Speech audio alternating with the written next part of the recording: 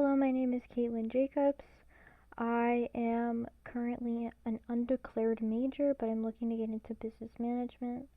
I was curious about in the skewed sex ratio at birth, leaning more on a more populous male side than female side. When I read chapter 3, what is the sex ratio? Why does it matter? Why is it happening? Son preference. What are dowries? Neglect in healthcare. How does this affect Indian politics and sources? So this map over here, the Indian sex ratio map made by Planamod, it shows how many women per 1,000 compared to men per 1,000 is essentially on the map based on the darker blue color. So the darker areas, like near the southern area, and then a little bit in the middle. As you can see, it's not much. There's not a very equal ratio.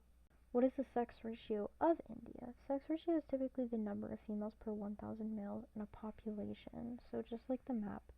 In this case, the sex ratio of India was 917 females per 1,000 males from 2021 to 2023. It might be different today. Most states and territories in India have lower female to male sex ratios. 20 out of 28 states have a lower female to male sex ratio. Why does this matter? If there is an imbalance in sex ratio, especially a lower female population count in comparison to males, it can lower total birth rates effectively. Less women in India equates to poor healthcare understanding for women. Less women in educational, medical, and political fields is regressive. Regress can lead to things like a lower GDP. So you have less women working, you have a less total birth rate. All in all, it's less productive for an economy. Why is it happening? Son preference. Sons are seen as future earners and financial caregivers. They're a worthy investment. Daughters are assumed to marry out and require a dowry, more of a financial burden. We'll get into son preference and dowries in a minute. Sex-selective abortions against females. 9 million fetuses were killed from 2000 to 2019, if I recall correctly. Neglect in female children's health care, as noted previously. Son preference.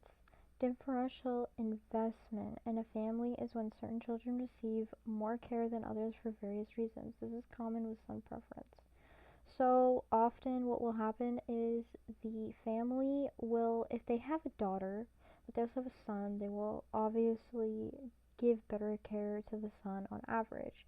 Gender-biased fertility strategies create health, nutrition, and educational inequalities as a result of son preference.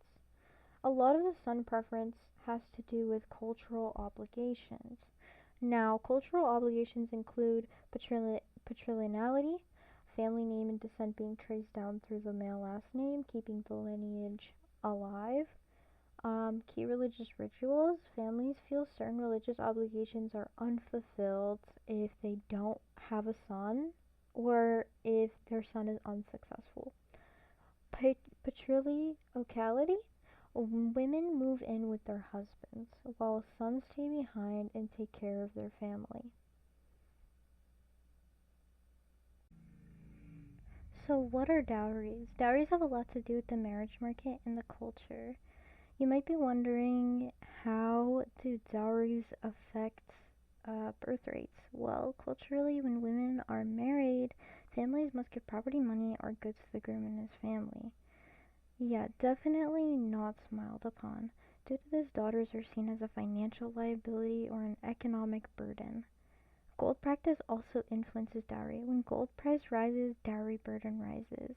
It's a direct link to controlled birth rate and abortion of females when gold price rises, because families don't want to have to give away basically their gold in exchange for also giving away their daughter, well, getting her married. Neglect and healthcare. A study in 2021 shows female children account for only 33% of hospital visits in their age group and 43% among the elderly. This provides evidence for the fact that female children are less favored and that son preference is very prevalent in India. The average spending on male versus female children for healthcare as newborns was around fourfold higher in households with male newborns. A survey conducted in 2019 to 2020 reported 62% of women could not access a female healthcare provider in India. 62% of women being unable to access a female healthcare provider in India is similar to a large percentage of women not being able to become doctors for other women. How does this affect Indian politics? About 20% of female voters that are eligible are not registered or not voting across India. Around 8.2% of state assemblies include women. Women make up a small portion of candidates or elected officials. These one-sided ratios contribute to the decline of women's needs and progress in India, waste leadership talent, and narrows policy viewpoints.